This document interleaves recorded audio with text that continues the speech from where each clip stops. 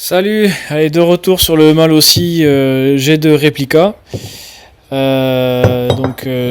J'avais réussi à le faire marcher jusqu'à 103 km/h GPS avec le piston d'origine, avec des diagrammes de 128-193 de mémoire. Un rapport volumétrique, j'étais à 14, je sais plus. Il faut que je retrouve mes données. Je voudrais tester le piston Doppler cette fois-ci sur le cylindre. J'avais calculé que le cylindre lui il mesurait 38,99 et que les pistons Doppler sont gravés à 39,95, donc ça fait 4 centièmes de jeu, donc c'est très petit. J'ai récupéré un piston en fait déjà rodé parce que c'est celui d'un copain qui a roulé quelques kilomètres avec son kit Doppler, et donc maintenant le piston il est à 38,92, donc ce qui me laisse parfaitement 7 centièmes de jeu cylindre piston, donc c'est le top, donc c'est très bien. Donc on va partir là-dessus, ce qui me permet donc de convertir le kit Malossi là, d'un piston double segment avec un dôme bombé à un piston monosegment à dôme plat. Et donc on va voir qu'est-ce qu'on peut faire pour pousser un peu plus les paramètres. Donc déjà première question, la plus importante, c'est jusqu'à combien on peut aller avec la culasse pour le volume de chambre, pour avoir le rapport volumétrique le plus élevé possible. Sachant que pour moi j'aimerais bien atteindre du 16, du 17, comme ça du coup je pourrais l'ajuster à la baisse. Mais bon, comme le piston est un dôme plat et pas un dôme bombé, ça me rajoute beaucoup de volume de chambre et ça me fait baisser le rapport volumétrique. Donc première des choses à faire, on va regarder ça pour voir où on en est et qu'est-ce qu'on peut faire. Donc avec le piston Doppler, sans aucun joint de base, je suis parti de 20 ml et là j'arrive à 14, un peu plus de 14,5, 14,75 on va dire. Donc ça me fait un volume de chambre avec le puits de bougie à 6,25 on va dire. Ça fait 14,33. Donc c'est pas terrible. C'est pas terrible, c'est déjà pas mal mais c'est pas terrible. On va voir à combien est le squish maintenant pour savoir si on peut tasser encore plus. Bon, évidemment comme j'ai plus de joint en base, il faudra forcément passer par un réusinage. Donc là je mets un fil d'étain de 1 mm, on va voir ce qu'on a. Bon, mais bonne nouvelle, on a plus d'1 mm parce que le fil d'étain, je ne l'écrase pas. Bon, on doit pas avoir beaucoup plus. Bon, en fait, si, on a légèrement écrasé sur le bord de l'étain. Là-bas aussi. Là-bas, je suis pas sûr. En tout cas, ici, oui. Donc, ouais, on a 1 mm de squish, quoi. Donc je peux tasser de 0,2, 0,3 peut-être, mais pas plus, et ça va pas me faire gagner grand chose ça. Si admettons que je tasse de 0,2, on va voir. Bon, si je tasse je viens de calculer là, si je tasse de 0,2, je gagne 0,24 cm3 de volume de chambre sur un diamètre 39. Ce qui me fait tomber le volume de chambre réel à 3,51. Et du coup le rapport volumétrique lui il monte à 15,2, donc c'est pas ouf. C'est pas mal si je garde les diagrammes à 130, 190 là. 193, je sais plus combien j'ai. Si je garde ça, c'est pas trop mal. On pourrait comprimer plus fort, mais voilà. J'aurais voulu quand même comprimer un peu plus pour réaugmenter les diagrammes. Mais avec le piston Doppler et la forme de la culasse Malossi, on peut pas aller plus haut que 15 pour 1.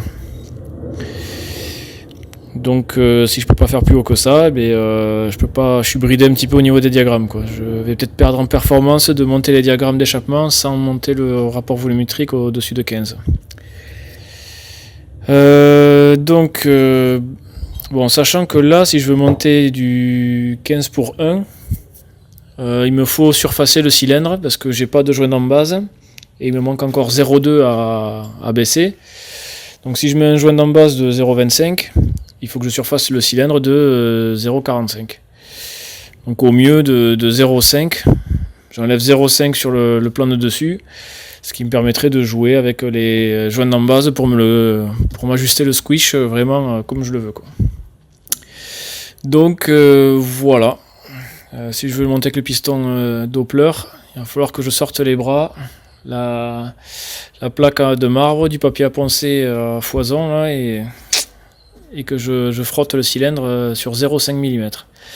C'est pas énorme, mais il y a de quoi de chauffer les bras quand même. Donc le diagramme avec le piston Doppler et un seul joint d'en base de 0,25, j'arrive à 127. Et pour le diagramme d'échappement, j'arrive pile à 190. Donc 190, 127. Si j'arrive à enlever 0,5, je pourrais arriver à 15 pour 1.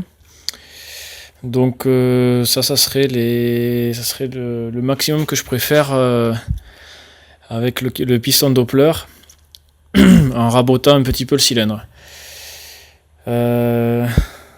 Si je veux pas me fouler, que je le monte juste comme ça là, sans surfacer, le volume de chambre passerait donc 3,75 plus le joint de 0,25, donc ça me fait ce qui me fait tomber le rapport volumétrique à 13,3 pour 1. Donc 13,3 pour 1 avec un diagramme à 190, c'est pas bon. Donc c'est pas bon, ça comprime pas assez, donc on n'aura pas les meilleures performances. Comme ça là, de remonter juste avec le piston Doppler, on devrait pas gagner, quoi. Autant remonter le piston Malossi d'origine là, qui est bombé et qui réduit plus le volume de chambre. Donc si je veux monter le piston Doppler, il faut vraiment que je surface le cylindre. Ou alors que je repousse la bande de squish, ou un peu des deux. Mais faire le cylindre, je peux le faire tout seul. La bande de squish, il faut que j'aille voir un tourneur, quoi. Et celui avec qui je peux travailler, je n'ai pas encore travaillé avec lui d'ailleurs. Il faut prendre le temps d'aller le voir, quoi. On n'est pas à côté.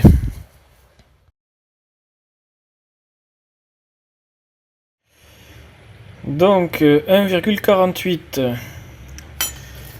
Donc ça c'est avec deux joints papier de 0,25, ils font 0,24 en fait, et une cale de 1 mm. Donc aux latéraux ça me donne 133, 134. Et donc là on serait à 195. Donc très bien.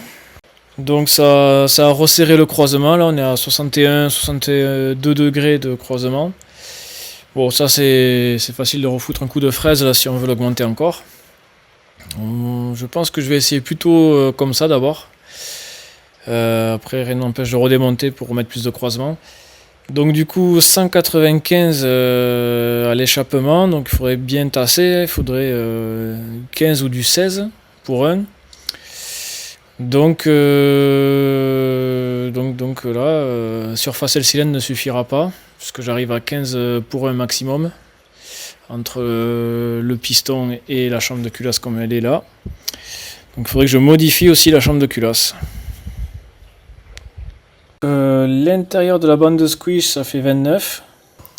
Si je fais usiner la bande de squish pour la repousser vers le fond, et que évidemment tout ce que j'enlève sur la bande de squish, je l'enlève aussi sur le dessus du cylindre, j'arriverai au même point au niveau du squish, donc j'aurai toujours mon squish de 1 mm. Par contre, je diminuerai le volume de chambre, pas sur un diamètre 39, mais sur un diamètre 29 cette fois-ci. Si j'enlève 1 mm de bande de squish, là je creuse de 1 mm la bande de squish, j'enlève 0,66 cm3 de volume de chambre. Donc si je reprends le volume de chambre que j'ai mesuré, que j'enlève ce que je vais creuser avec la bande de squish, donc j'ai un nouveau volume de chambre à 3,1 on va dire, ce qui me fait un rapport volumétrique de 17,2 sur 1. Donc ça c'est bien. Ça c'est bien, donc il faudra enlever donc 1 mm de bande de squish. Sachant que j'ai fait ma première mesure avec un volume là, 3,75 où je n'avais pas de joint. Là j'ai mis 1,5 mm de joint. Donc sur le cylindre, il faut que j'enlève 1,5 mm de mon calage ici, il faut que j'enlève ici. Ensuite Je vais enlever 1 mm sur la bande de squish, donc il faut que je le compense sur le cylindre en l'enlevant aussi, pour rapprocher à nouveau la culasse. Donc j'enlève encore 1 mm. Donc j'aurai mon squish à 1 mm comme j'avais mesuré avec le fil d'étain.